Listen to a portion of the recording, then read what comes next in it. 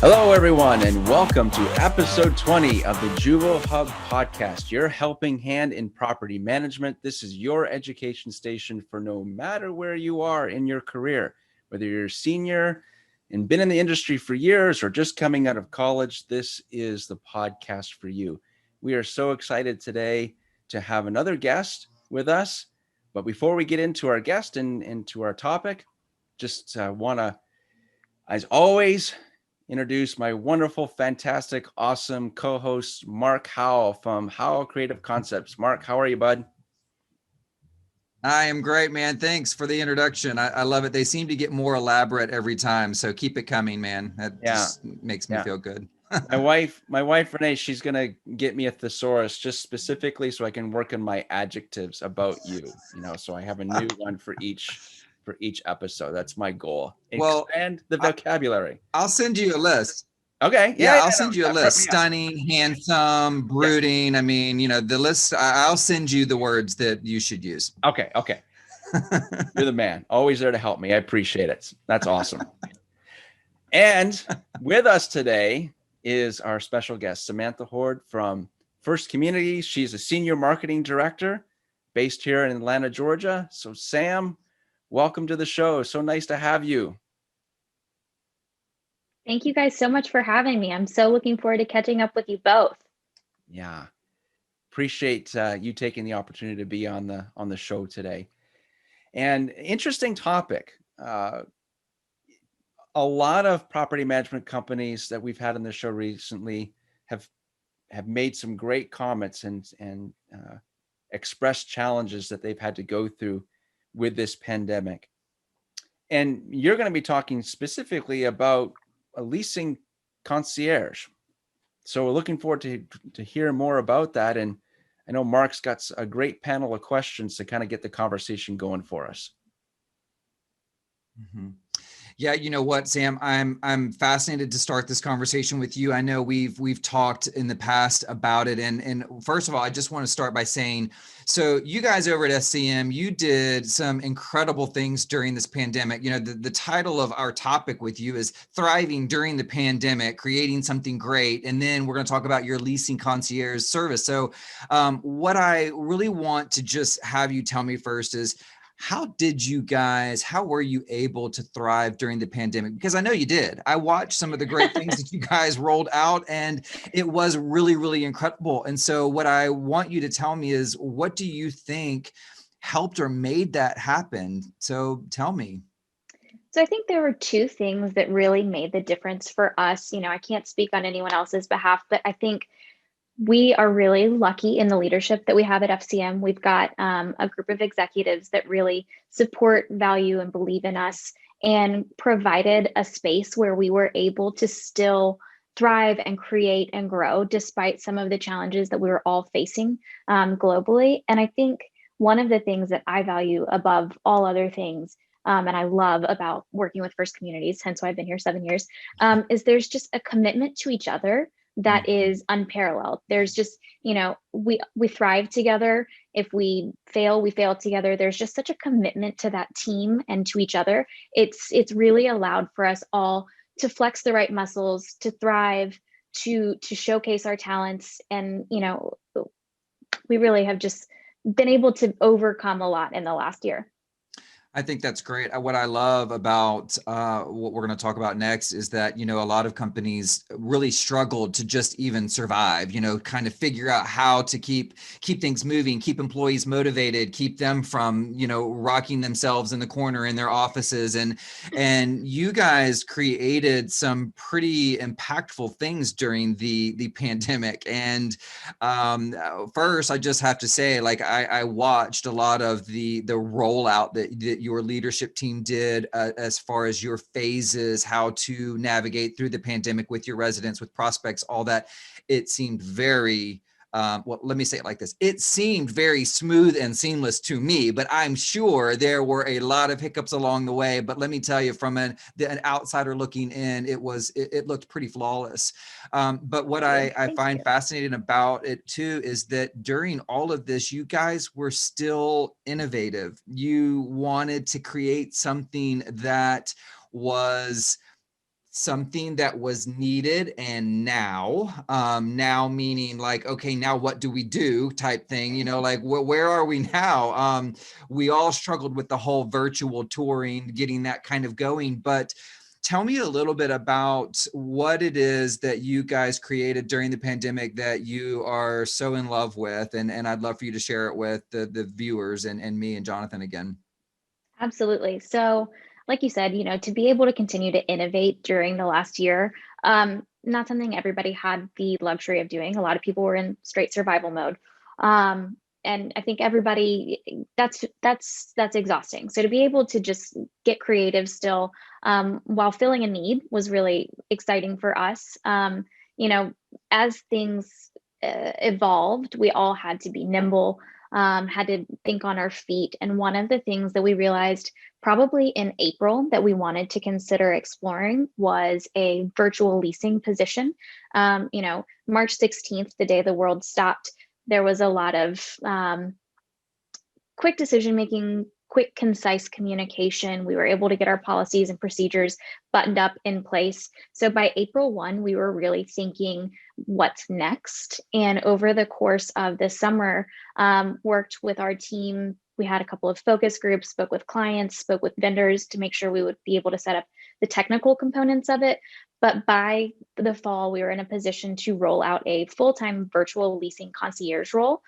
So we've got a leasing consultant who is supporting a portfolio of properties sight unseen. She's in Austin and supporting properties on the East Coast that are in another time zone that she's never stepped foot on, and doing it very well.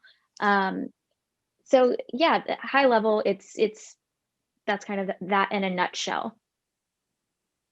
Jonathan, what do you think about that? I Yeah, see no, your head shaking. I know you're nerding out, aren't you? You love this. Oh, absolutely, absolutely. Because I mean, just even the date time frame. So here we are. You said March of 2020, right? And then by April, that's within just a couple of weeks when everything was really. Because I remember how quickly everything just went to a screaming halt. The end of February of last year, moving into March, and to take what the traditional model of the on-site leasing team and to move it to a virtual on that level, I had no clue. When I was looking at the notes before what we were going to talk about, that is just, yeah, to use your word, Mark, I'm geeked out. I'm nerded out. That is fantastic. To see that you guys so one of the things that fast.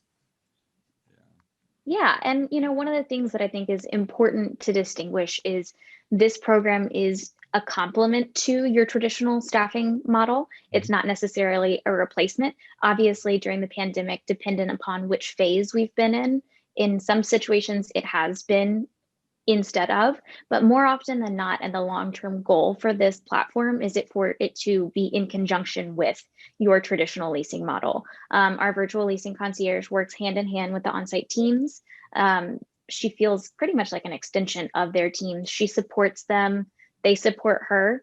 And I think by us really taking April to October to have the focus groups, the conversations, vet out the policies, procedures, processes, the way we did, we were able to start with much smoother sailing. We're a couple months in now and looking to expand the program beyond the pilot phase, if that tells you anything about how it's gone. That's so incredible to me. I have to stop and just say, like, what a great thing to have for the future. Sam, you and I talked about this the other day, that this isn't something that just, yes, it may have been given birth due to and during the pandemic, but it is something that will be very sustainable for the future. Because when you think about the average consumer today, they're just getting younger and younger, right? It's the normal progression here, but the younger generations are more savvy. They're going to shop in a very, very different way. And so the fact that you said something very important here, it doesn't take away from that on-site leasing consultant. It just sort of adds, they work in tandem. But, for a property or a property management company that did need to find a way to make the the payroll budget stretch a little further, or if cuts needed to happen, this is a great way to have that little extra support if and when you did need to bring in, just solely, like maybe you have one leasing consultant out on site and this person gets to do a lot of that legwork. I did speak to one of the leasing concierge this week, and she was telling me, she helps book appointments for the people out on site. She definitely tries to still lease over the phone, but I was just talking to her about these same things. Is the average consumer, do they really love doing business this way? And they do, like the average consumer is going to love this. So tell me more. Tell me some of your KPIs. Like, what is it that you're looking for? Where do you see this going for your future? So part of what we were doing during that April to October period is putting together the metrics by which we would determine if this was successful. And, we were in a weird time last year. So the way we kind of evaluated things, we looked at things pre-pandemic, we looked at things during pandemic, and then starting in November, we started going month over month. Once we were actually live with our VLC, we put together, our target performance goals for this position, what we felt like would make it successful in terms of conversion, engagement, responsiveness, and then the impact to our overall marketing spend. And, it's really exciting to see that several months in, we've been able to move the needle in almost every category. From a conversion perspective, across the sample of pilot properties, we've seen a 2% increase in prospect to tour across all properties. And then we've seen a 2% increase in the number of prospects that have actually applied, which is huge. I mean, and a lot of that has to do with having someone who is solely focused on the prospect experience. She doesn't deal with resident phone calls. She doesn't deal with vendors. She's not walking move-ins. She's not planning resident events. She's not doing all of the other really important, vital things that are critical to our success, but she's focused solely on leasing. And we're starting to see her impact across the board. How smart is that? I mean, so smart. Yeah, absolutely. That's what I was kind of wondering about was, I remember, like, I've never been a leasing professional, never been one. So back when I got into the industry, Sam, the only way I could understand what the various roles were, I sat on site on a few different properties that we worked with back at my former company. And whoa, like you said, this is happening, that's happening, the phone's ringing, and this person's coming in, and you got, and wow, how it just opened my eyes to how tough that role is as a leasing professional. And so now that it's kind of like out of the pilot phase, do you have, like, what are your expectations, I guess, are my questions. Like, you're already seeing the benefits, 2% here, this change here. Yep. What do you foresee as if that's an okay question to ask? So, yeah, absolutely. So, I mean, with any leasing position, we want to see the position drive leasing, ultimately bringing in money to the property. And by our VLCs increasing those conversion rates, increasing the engagement, being more responsive, we have already started to see an impact in our overall marketing spend. During the pandemic, I think it's hard to look at things in just the pandemic period because that is a little bit of a vacuum with skewed data. But Right. To be able to say that in 2020, in this pilot environment, we reduced our cost per lease across 5 properties, that's huge. And that's something that your owners care about significantly. To be able to say that we were more responsive to prospect inquiries is huge. And I only expect that to be better as we have worked out the kinks and everyone's more comfortable with the overall workflow and process. To say that we answered 12% more phone calls in our pilot environment than we did in pre-pandemic or pandemic times, it's huge. Yeah. And you're really starting to see the impact of this position in the overall property performance as it relates to occupancy across the board. Mm-hmm. I am fascinated about when you built this, what types of tools did you have to build for this person to you said this person oversees several properties. I look at them as like a little regional kind of leasing consultant. So if they have to be extremely prepared, right, with knowledge about the website for each of those properties, if the price changed, what the special is, the floor plans and square footages for all of those things, like, oh my gosh, that's overwhelming. I remember being out on site and thinking I'd walk into a property and be like, what? We have 20 floor plans here, and feeling overwhelmed.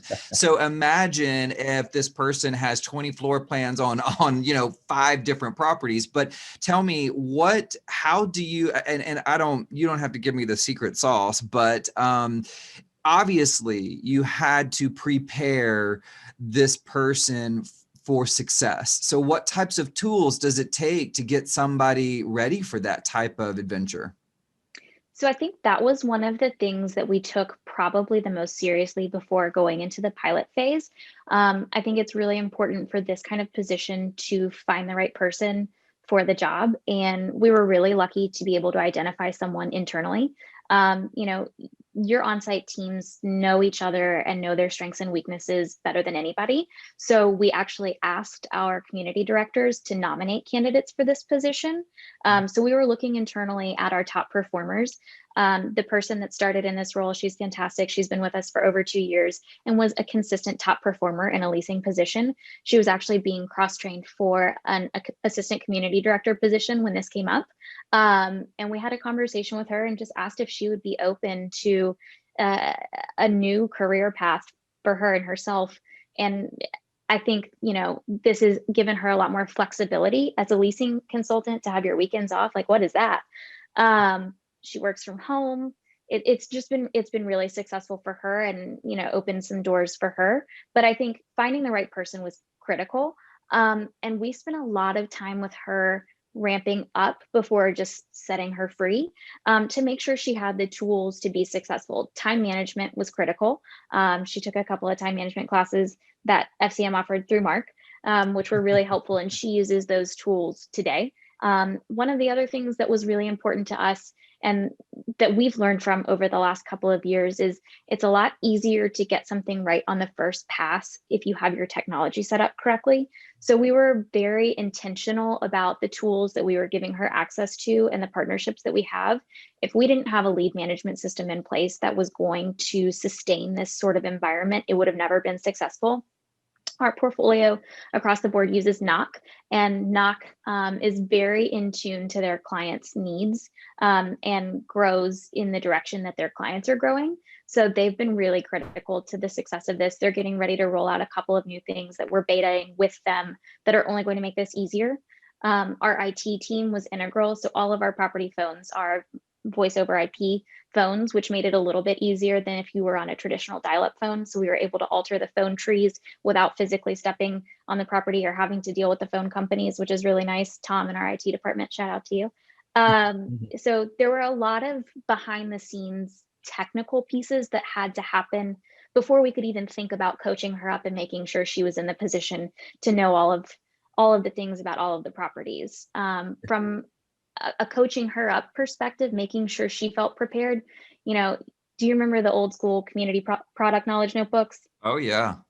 So that was my manifesto when I was on site. I lived and breathed by that book.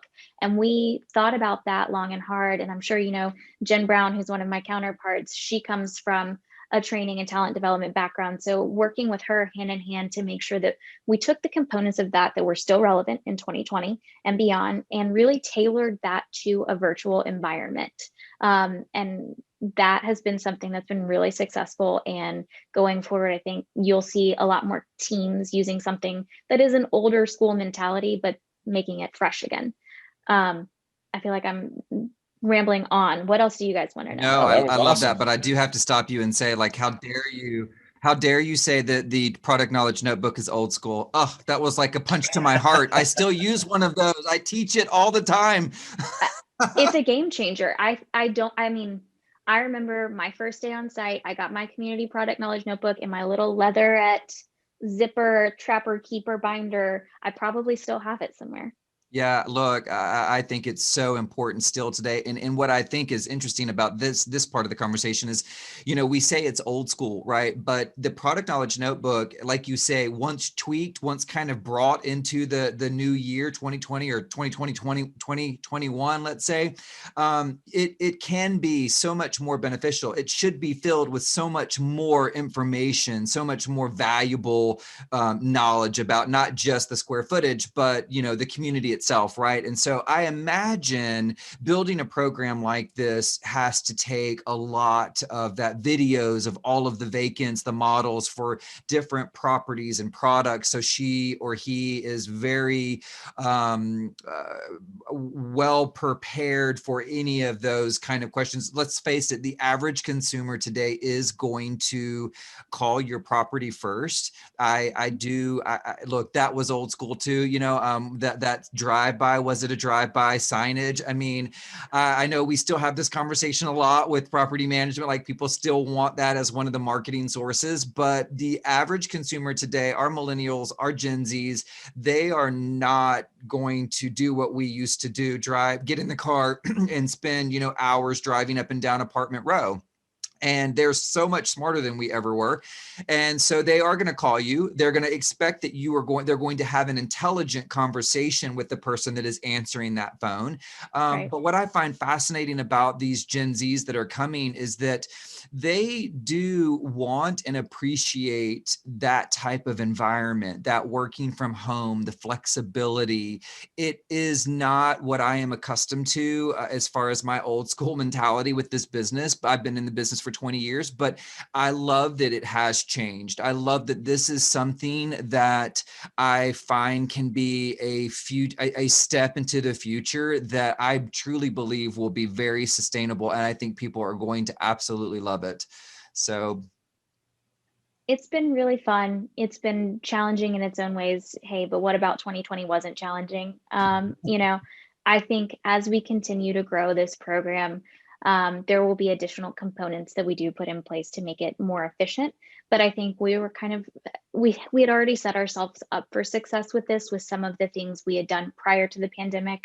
All of our properties before the pandemic started had at least 3 Matterport tours of actual floor plans. But by the time summer hit, we had at least another 3 at each property. So you already had a good sampling, and you were able to speak to the closets, the fixtures, the finishes, look up, look down, turn yourself around. All of the properties had done pre-recorded tours of all of their vacant floor plans. mm-hmm. So whether it's you as the VLC using that or you as the physical leasing agent using that, you've got that in your back pocket as well. Just really making sure from a leasing perspective, you had all the tools you needed to be able to close on someone's site unseen. And I don't think that's going away anytime soon. No. Mm-mm. That's awesome. Not a bit. I like, as I've been listening to your different comments, Sam, it's, when you first started saying the virtual leasing concierge, here's the visual that came in my head. Now this will be really old school. I don't think I lived then, but you guys remember visuals of like the old switchboard operator.